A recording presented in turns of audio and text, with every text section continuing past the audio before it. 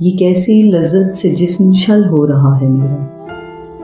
ये क्या मज़ा है कि जिससे है उज़्व उज़्व बोझल।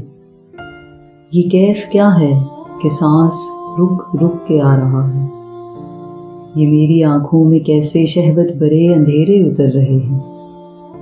लहू के गुंबद में कोई दर है कि वाह हुआ है। ये छूटती नब्ज़, रुकती धड़कन, ये हिचकियाँ सी, गुलाबों का फूर की लिपट तेज हो गई है। ये आबनूसी बदन, ये बाजू कुशादा सीना, मेरे लहू में सिमटता सयाल एक नुक्ते पे आ गया है।